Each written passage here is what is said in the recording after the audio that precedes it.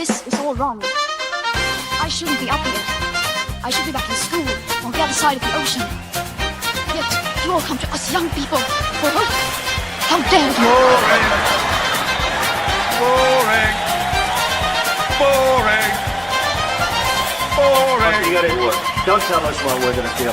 We're trying to solve a problem. Don't tell us what we're going to feel. I'm not telling you. Because you're in no position to dictate that. Remember what you're doing. You're in no position to dictate what we're going to feel.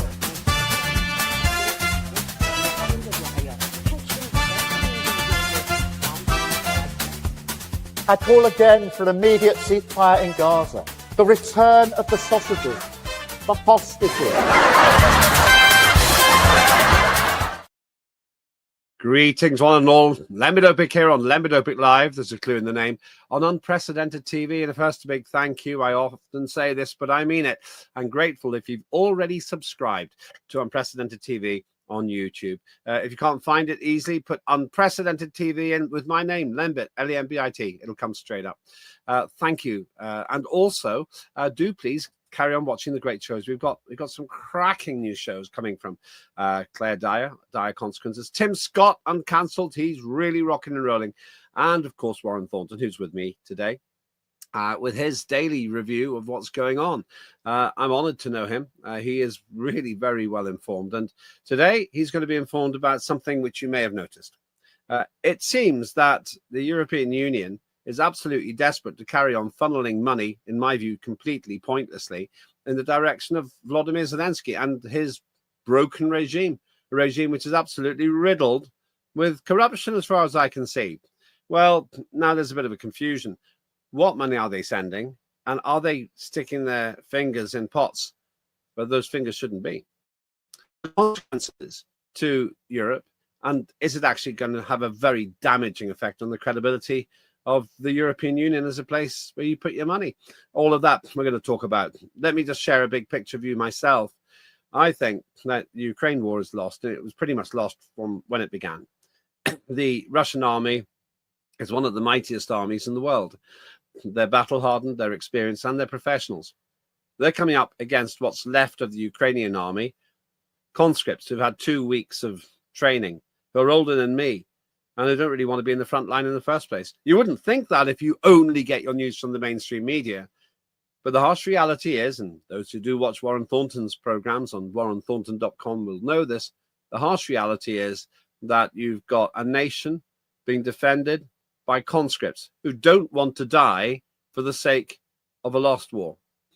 My opinion is that this has to end in negotiation. If it doesn't, then the only other option is nuclear war or some kind of escalation. What's it mean to not negotiate a settlement?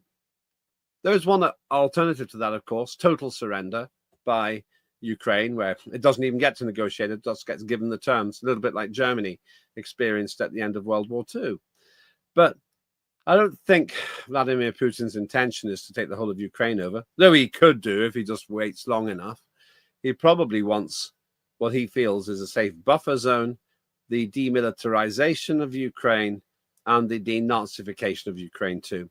On that third one, I don't see where there's a problem. Either it's not got Nazis in it, which is fine, or it has, which is not fine, and they should be got rid of.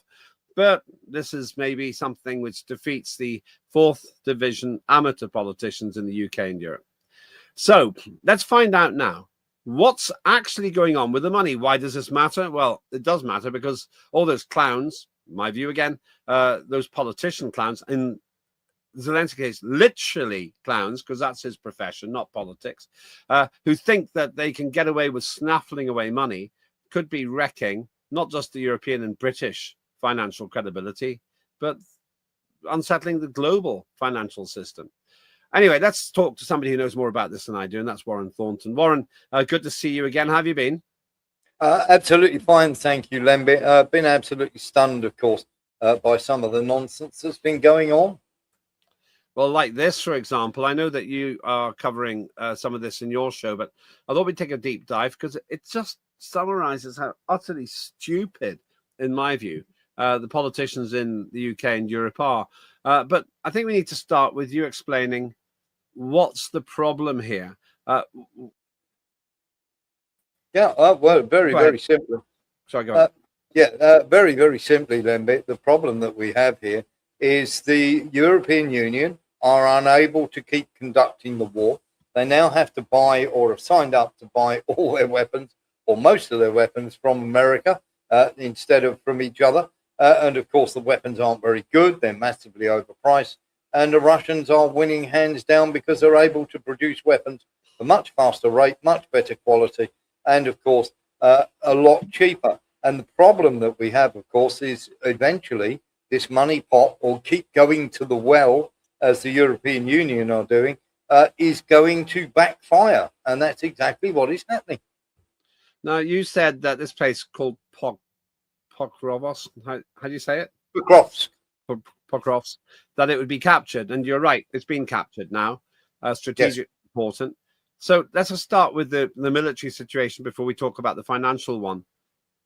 I know the answer before I ask it, but I'll ask it anyway. Who's winning? Russia, hands down. And the problem that we have, of course, is that they are losing, Ukraine are losing men hand over fist. They've just put a heck of a lot of men into trying to recapture Kupiansk.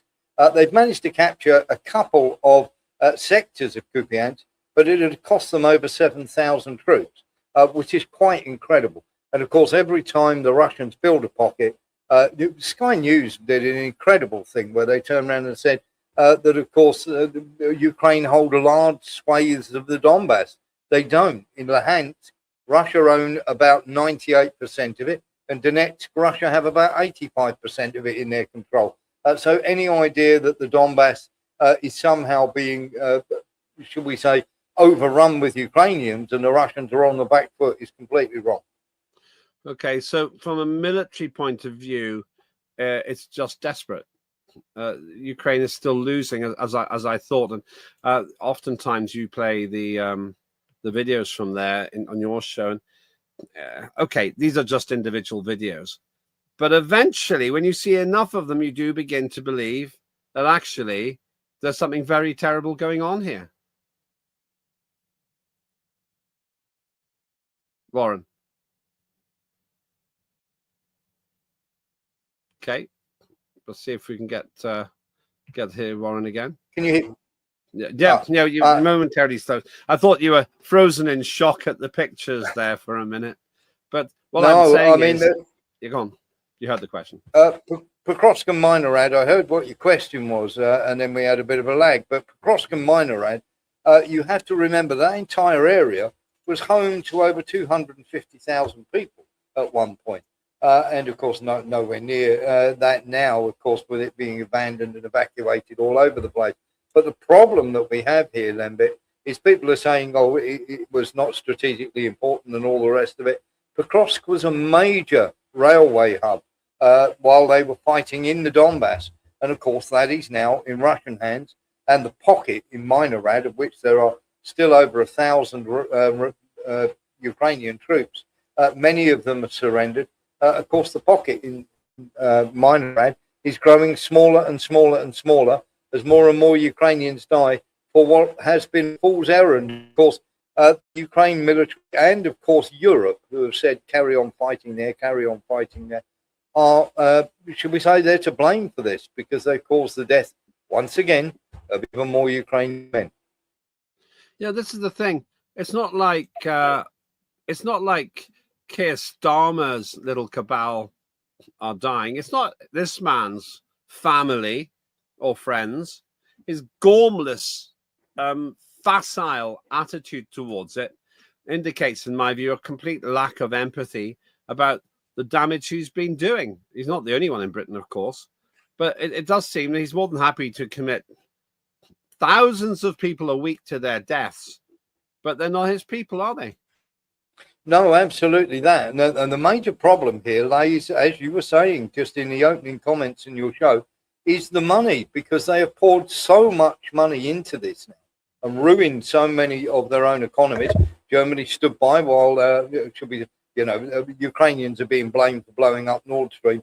Anybody who believes that, I have a bridge to sell you. I mean, the yacht alone that they were supposed to have used, the Andromeda, the decompression chamber you would need for those divers would have been bigger than the yacht itself. So That's a non-starter. And the other thing, of course, is they've ruined their economies. They've allowed the Nord Stream to be blown up. They're buying their gas from America at 2 times, 3 times, even 4 times the price of what they would have got it from Russia. And of course, the Russophobia that literally, should we say, has forced or certainly helped the European Union to commit its own suicide, really. It is quite incredible.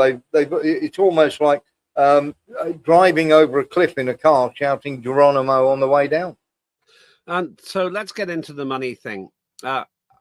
This needs to be explained in simple terms because I don't want to mislead anyone. And the reason I don't want to mislead anyone is because it seems to me this is a kind of fraud, which they're trying to do. There's something called Euroclear. Yeah, Euroclear. Now, that's a private company, and the CEO warns of global financial repercussions if the company goes bust. And this all seems to be tied into the idea of snaffling away Russian money, which is frozen in the Euroclear account as one of the places it's frozen. Well, tell us about this. Yeah, not a problem. So in Euroclear now, everybody's being slightly disingenuous about the money. So Euroclear holding over 200 billion in Russian assets in Euroclear. There are 330 billion in Russian assets all told, but they are there. The rest of that money is spread around the European Union, Great Britain, Germany, France, various other places are holding the worth of those assets.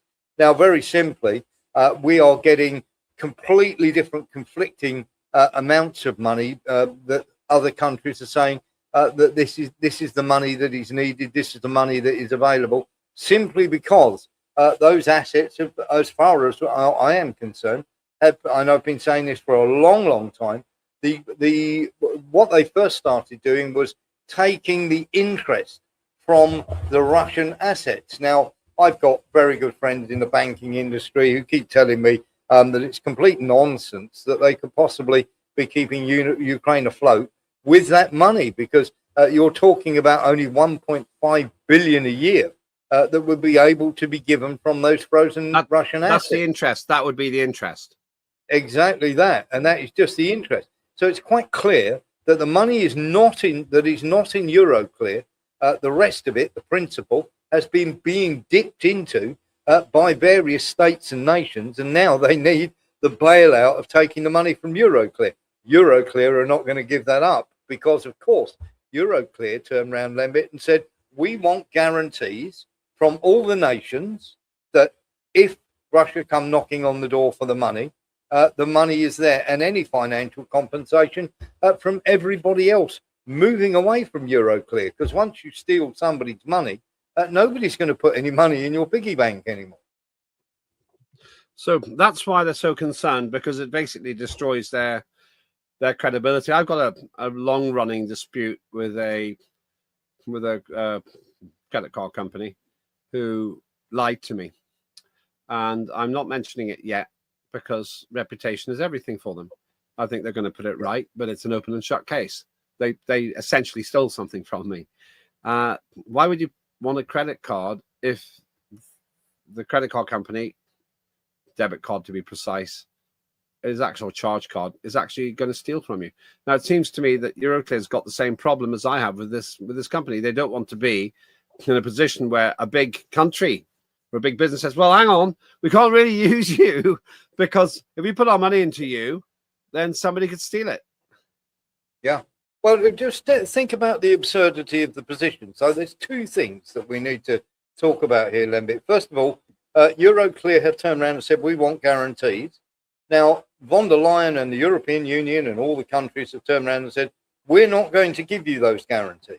Okay, so that means that they're not going to cover the money should everything go horribly wrong. Russia are going to give that money back in reparations. If you believe that, you are completely crazy. The Russians are no way are going to pay Ukraine for, should we say, a war that America started and are now trying to mediate their way out of. And here's the second thing, Lembit, is if that money were available, they would very simply have turned around and said, yes, okay, Now, von der Leyen has said, we need now to go to all the other European countries if we can't get that money from Euroclear, and they need to put money into a pot so that we can keep this war funded. Well, they don't have that money, Lembit. That's why they're going for the money from Euroclear. We got these big statements. Here's one. The EU leaders race to save Ukraine funding. Deal as Kiev's cash runs low. Well, they'd probably have more cash if they weren't stealing it. I mean, I don't think I've often seen such a corrupt, financially corrupt state on the continent of Europe. But leaving that aside for a minute, future of Europe at stake, with von der Leyen and Merz desperate to persuade Belgian Prime Minister to allow the use of frozen Russian assets. Now, von der Leyen's got a terrible track record, in my view, for other reasons. But why are they so cavalier about it while the Belgian Prime Minister is saying, no, I don't want to go along with this. I'm not playing this game. Oh, well, it's very, very simple, Lembit, because they'll be left holding the baby. If you think for 1 second that the EU, when it all goes horribly wrong and eventually the EU gets into the trouble that it's in, it'll just turn around and go, oh, well, we can't possibly help you. They'll stick their head in the sand and go, well, we weren't the ones who authorized getting the money. We asked you for the money. In the end, it was your decision. So it's your baby. And of course, that will collapse the Belgian economy like you wouldn't believe. And let's not forget all the other investors that invest in in Europe or in Europe. Euroclear will be gone. That will go bankrupt. And of course, that will affect the Belgian economy. But also, they will start pulling their money out of European banks. The Saudis have already said, if you do this, we'll withdraw our money. How much is that? Oh, the Saudi Arabians have a good anywhere between 6 to 800 billion invested abroad. Wow, that's a lot. That's a huge amount. Wow. Well, I mean, I can see the problem now. We're going to go to break in a second, but the story so far then, this is money that, if taken out, regardless of whether you're on Russia's side or not, simply says it's not safe in Europe. No. The easiest analogy I can put this to you, Lembit, is you've got two friends. One of your friends is holding on to £100 for you. And then the other friend comes along and says, give me that money. And of course, I will get him because I think he's done wrong. Give me his £100. And of course, we will get them to pay for it. And it is a nonsensical argument. Yeah. Because what then the friend who is holding the money is saying, I'm going to get beaten up if I don't give him his £100 back. And they are quite right. Stay with us. That is Warren Thornton explaining this very bad thing, in my view, that's going on. An attempt to sponsor the losing side, let's be honest, losing side, namely Ukraine, at the cost of Russia itself. And at the cost, potentially, of European financial credibility. Where does the UK stand on this as well? We'll find out in a minute. In the meantime, I want to remind you, great show. We've got Claire Dyer. If you're watching this live, you'll see another fantastic episode coming up. Watch this.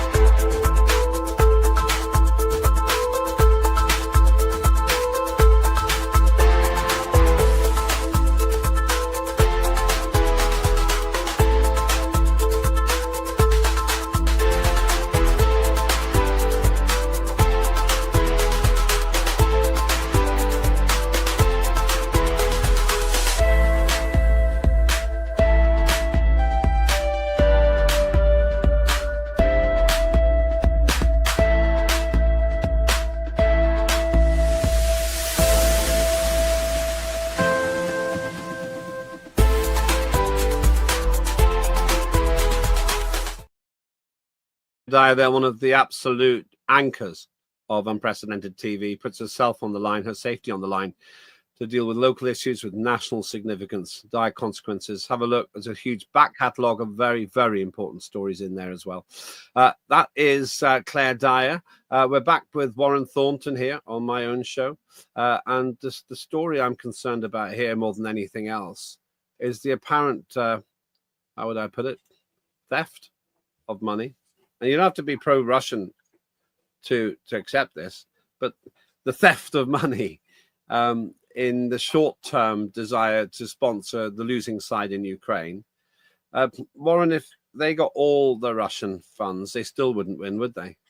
No, absolutely not. They're saying that they're going to need about 190 billion to keep Ukraine afloat for the next 3 years. It won't last 6 months. Very, very simply. And of course, the problem is not having the money. That money, of course, is then going to be used on weapons, or, of course, distributed amongst various friends, shall we say. The military, you mean industrial corruption? Yes, and then the military-industrial complex is going to get its whack. The banks are going to get their whack, and of course, when they're buying those weapons aren't going to come at any time soon. They're certainly not going to come in time to change the war. They're going to be pretty much the same weapons that they've already been using, that they've been losing heavily with. And on top of that, when you're talking about paying for all these weapons and everything else, there is a major problem that they don't have the manpower to be able to use them. Because the manpower's died.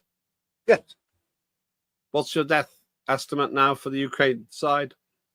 So at the moment, the Ukrainians have lost 2.1 million men in the field, just over 2.1 million. They've had 700,000 that have been injured. They have at least 250,000 that have deserted, and they have about 82,000, the last count, in captivity. Shocking figures. I know you go into that quite often on your show, so we'll leave that aside for now. Having said that, there are cracks in the coalition of the willing. That ridiculous phrase, which owes its origins to Keir Starmer. Russia losing in Ukraine is a complete illusion and not even desirable, says Belgian Prime Minister. Now, tell me about this, because this seems to contradict what Starmer and his little friends keep saying, who says, Zelensky can't win this war, which he obviously can't. Why is the Belgian Prime Minister saying it's actually not even desirable for Russia to lose? Well, first of all, there's going to be a huge bill for Ukraine, whatever is left of Ukraine, to rebuild it. Every piece of ground that Russia are taking in Ukraine, they're going to keep. And of course, they're rebuilding it themselves. So they're not going to be giving any money to Ukraine in any way, shape or form. Where they really had a meltdown, the Europeans, was when Trump put forward the idea that he get 100 billion of that money for America. They were not having that in a million years. And of course, this has caused a major consternation, because we know that America wants to slide out the side door, as it were. Yeah. And of course, the Belgian Prime Minister is completely right.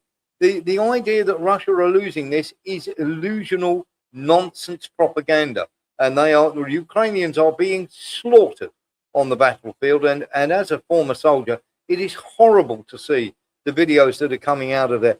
They are beating people up and throwing them into vans. When you are doing that, Lembit, you've already lost. Yeah, and it's the blood-curdling kind of, how do I put it? The blood-curdling disaster of just death being meted out en masse to primarily Ukrainian soldiers. I think surely everybody now realizes that the majority of the deaths are on the Ukrainian side. Does anyone think that Russia's losing more? Well, of course, there's nobody that actually really believes it. The only people who are pushing this agenda are the European Union and the people who absolutely have a vested interest in hating Russia. And, of course, the huge online media presence of the people who are bought and paid media to say so. Any man in the street who has got one semblance of brain knows full well that Ukrainians aren't just losing, they're getting massacred, Lembit. Well, this brings me to Putin himself. Vladimir Putin has been quite forthright. And why is Belgium opposed to using Russian assets to support Ukraine is the question. Belgium is pushing back against a plan to use frozen Russian assets to support Ukraine's economy and war effort. And people say, oh, that helps Putin. Well, yeah, it doesn't matter whether it helps him or not. He's going to win anyway. And it's just a classic example of the kind of one-sided reportage that I think you've just referred to.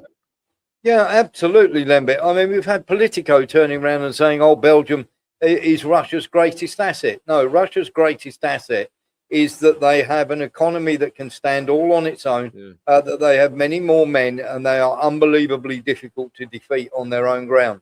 And the fact that a neighbor was talked into doing that, first of all by America, and then ably abetted by the Russia-phobes inside the European Union. And this is all very much, don't look at me because we didn't do this. Yes, you did. Belgium, the people in Belgium, you have to remember, I mean, Brussels is in Belgium. There is nobody more Euro than the Belgians. And when the Belgians come out and go, this is no good, you've got to stop this madness. And of course, they're reacting very badly to it, Lembit. There's an irony here as well, of course. Well, the Western media relentlessly say that Russia's economy is suffering. I never cease to remind people that Russia's economy grew 4 times faster than Britain's last year. Yes. They're not doing badly. The Russian growth is said to be a lot less now. It's level pegging with Britain. This is the thing.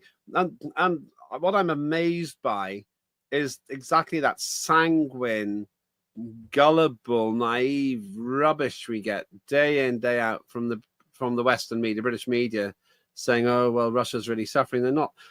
You may have seen recently that the Premier of India, the world's most populous country, Modi, welcomed Vladimir Putin. We'll actually be covering this with Marcus Papadopoulos pretty soon.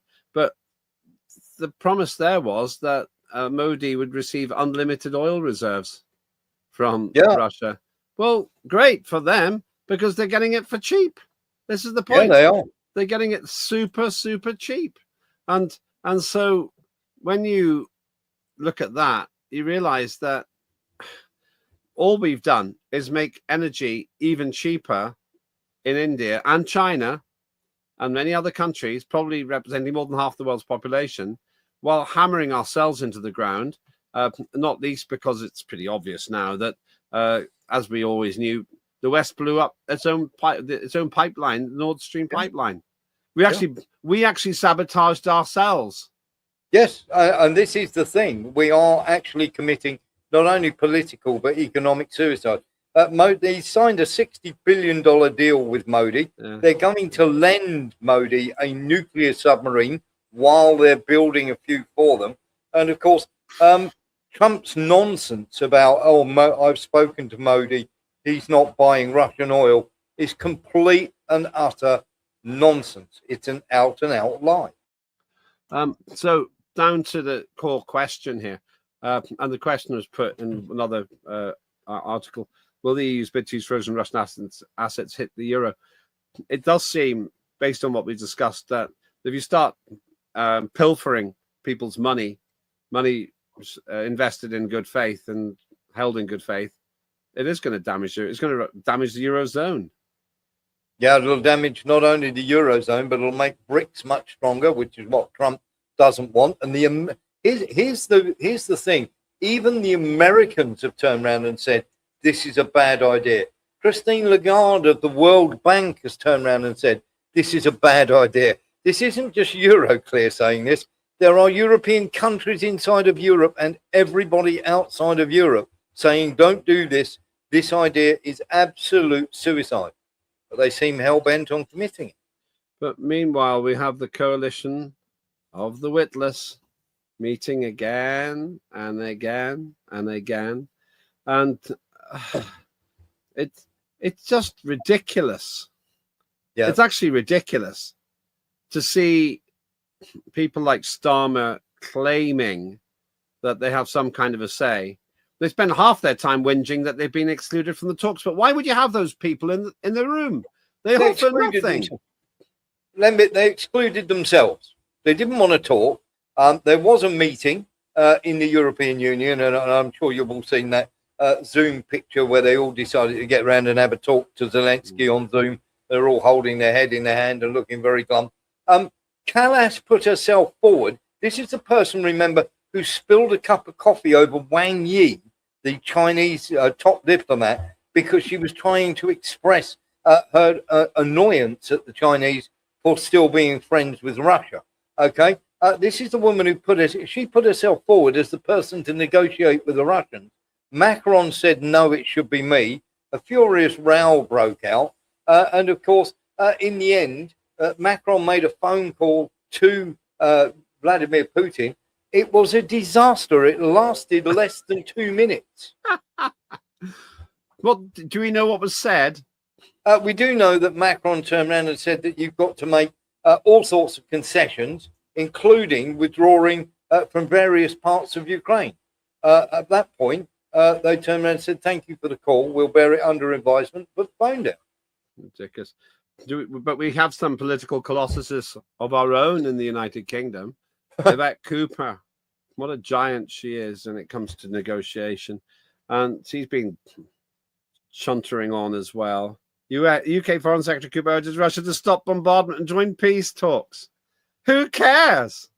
Who cares what she says? But she never wanted peace, Lembit. I mean, this is a woman, remember, this is a woman who couldn't stop a single boat. The Russians are not going to be frightened of her in any way whatsoever. And I'm not being funny, Lembit, but ET needs to wind her naked. Who can forget the time she was interviewed by her own husband on television and they pretended that they weren't married? That's what it felt like. How utterly ludicrous. So, okay, I've used that word a lot today. Looking ahead, then, what's going to happen? How does this play out over the next month or two? You've been right where I've been wrong a lot of times now, I have to say. I don't say that with any great pride, but you have got it right. So what's the next play in this disastrous, deadly game? Well, the next play, the problem that we have is Rubio is also briefing against Trump. He wants the Witkoff and Kushner deal to fail. He's good friends with the EU, very good friends with the EU. And of course, he's turning around and saying one thing, but he's actually doing another behind the scenes. So he's briefing against them. So what we're now going to get is a complete mishmash of nonsense that then is given to the Russians. And the Russians have turned around and said, some of this stuff can be discussed. There are a few points there that we agree with, but most of it needs serious discussion. We need to see serious proposals about certain types of what we're going to have. We need to see details. It's no good coming here with your peace plan written on the back of a cigarette packet. And what they've done is they've broken this peace plan down into 4 components, hoping that the Russians will swallow this more easily. And of course, one of them includes the ceasefire. It's never going to happen. Once again, America are they're either going to try and walk away completely from this, going, well, it's impossible. Nobody can reason with these people. But what they're going to try and do is they keep trying to force their idea of peace on the Russians, and they are not listening still to what the Russians have to say. They say they are listening. They're going, well, okay, we'll give you 1 or 2 points on this, but you're going to have to give us a lot of leeway on all of these other things. You don't do that. When you are losing, you don't get to choose what the peace plan is. You have 2 choices here as Ukraine. Negotiation, which you basically take what the Russians give you, or obliteration. You choose. That's the difficulty, and the Russians have been quite clear about it. Coming back to the frozen assets, Russia mocks EU deliberations of frozen assets, says Syrizza will prompt harshest response. They've got tons of leverage. They've got tons of allies all over the world. People who don't think that Vladimir Putin is a nutter, and they think that he's a pretty good market to get into, and this is the problem. Something that nobody is talking about here is the fact that there is more money in frozen Russian assets in Russia than there is in Europe. What do you mean? Well, the total amount in billions is around 330 billion that is in Europe, but the frozen assets in Russia actually amount to more. Are you saying frozen assets belonging to the West? Europe. Yes. All right. Okay. So in other words, if you start playing that game, and I won't use the phrase I'd like to use, but if you start playing that, well, brinkmanship game, they've got more than we have. Yes. Their financial cojones are bigger than ours. Yeah, absolutely. I mean, when you think of all the companies, the Western companies that are invested in Russia, including lots of frozen assets. Now, don't get me wrong, they're frozen too because Russia went, okay, we'll do the same thing. But if they lose them, and of course they're only going, when it comes to that. Remember also that they can go to the international court because they'll be breaking international law. And of course, Kaya Kallis is saying, like a lunatic, is saying, well, nobody dare take us to court. Really? Do you want to gamble on that? Well, I wouldn't be worried about taking her to court. It just doesn't come across as credible, I'm sorry to say. No. Their arguments are so thin. That one of the problems is they live in this kind of echo chamber, Warren, where they hear each other confirming to each other that they're in the right. Nothing could really be further from the truth. And once again, what I say is you don't have to be on Russia's side to be on Russia's side about the frozen assets, because the precedent this would set would be unthinkable. This is the thing that people don't get, Lembit, is Russia saw America and shall we say the West overthrowing Ukraine and moving NATO closer as an existential threat to their existence. Now, you can turn around and say all you like. No, it isn't. They're talking nonsense and this, that, and the other. What you're failing to take into account is this is what the Russians feel. And if you don't take that into account, you're never going to get any peace. So this peace deal, it's a non-starter. And just to emphasize, you think all these calls for a ceasefire are a rather weak attempt by the West to just slow things down a bit, help rearm Ukraine? Yeah, absolutely. Let's face it. Let me ask you a question here, Lembit. If the West were winning, would the West be going to Russia and saying, let's have a ceasefire? Good point. That's a really very valid point. Thanks for all of that, Warren. To summarize what you're saying, Ukraine is losing people, is losing land, losing credibility because of all the corruption. And I get the feeling that Zelensky's losing popularity too. Yeah, absolutely. Well, what we've got is basically, and I know this is going to make me unpopular, but you've got a rabid dog in the yard and nobody wants to shoot it. That's a very strong analogy. I'm not too keen on a violent response to any of this, but what I am concerned about is the rabidness is coming from a whole bunch of politicians in Europe who haven't really got a stake in the game. It's not their kids who are dying, or their parents, or even grandparents now. And so they watch this thinking, oh, we can exhaust Russia. Russia's not getting exhausted. It's just done the deal of the decade with Modi. And boy, their needs for oil are going to go through the roof. And now they've got the cheapest oil there is. Well, some of the cheapest oil there is. This is why the analogy, and I don't mean this as badly as it sounds, but it sounded like pretty bad. Well, it's like having a rabid dog in your yard, and instead of shooting it, they're going around letting the dog bite everybody, and they're contracting rabies themselves.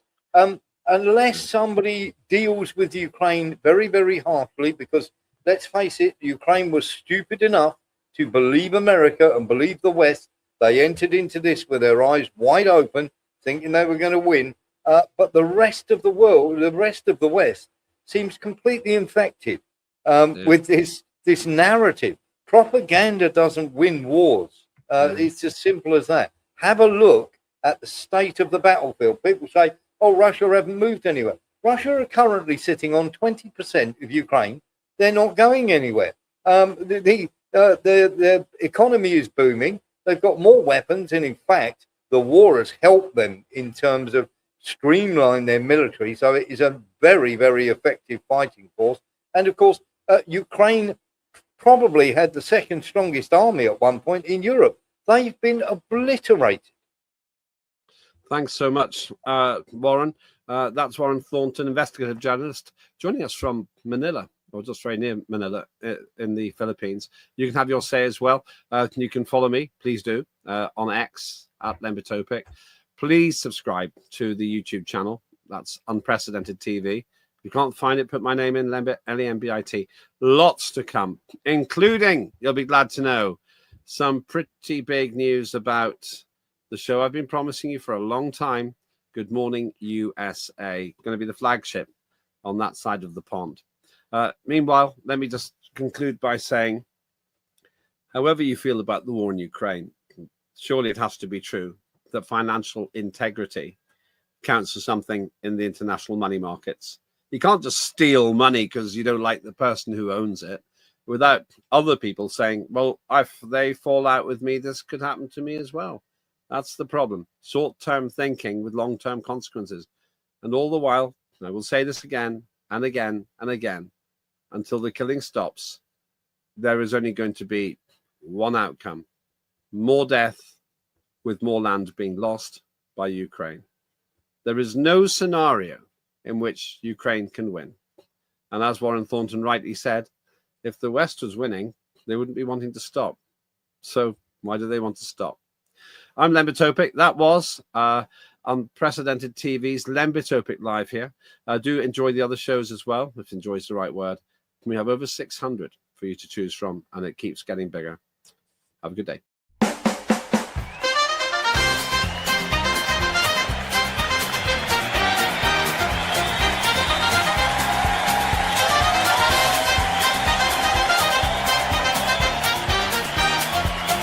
Immediate ceasefire in Gaza.